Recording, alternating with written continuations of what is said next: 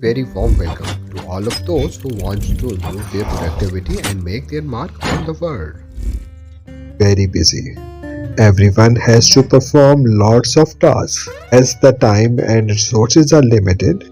So, we do need to prioritize the things. We need to left some tasks in order to achieve some other tasks. This episode is regarding the art of prioritizing and scheduling the tasks.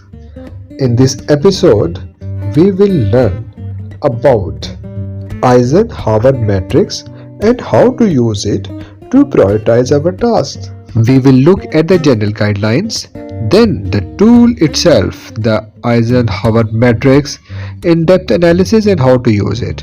And finally, we will look at some of the common mistakes that reduces both efficiency and efficacy of the tool and how to avoid these mistakes.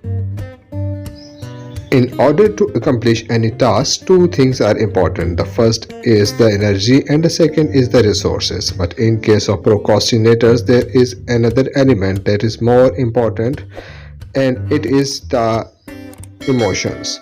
It is really very important to handle emotions. This matrix or the tool will help to handle the emotions well.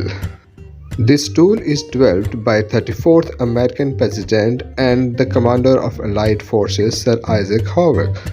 We prioritize the task on the basis of importance and urgency. Do remember that not all urgent tasks are important and vice versa. In the first prioritization box, we will put the tasks that are both urgent as well as important. These are the tasks, if not completed in time, will bring severe consequences for us.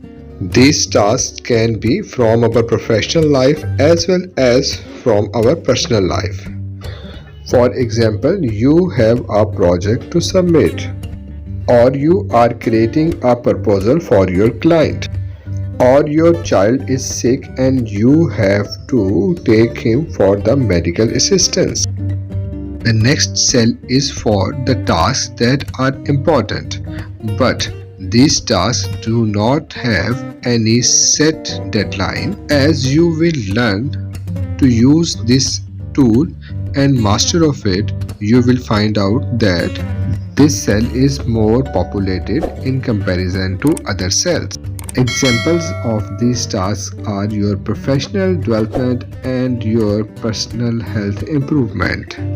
These are the tasks that are urgent but not important. Moreover, these tasks do not require any specific level of expertise by you. So rather, consuming your own energy on these tasks, it is better to delegate them, like the laundry and the food preparation. So it is better to delegate these processes to someone else. These are the tasks that are not important as well as these tasks are not urgent. Rather, these are the tasks that if you do them later you will feel regret. The examples of these are playing video games, watching TV, and scrolling the social media. So it is better to delete these tasks from your to-do list.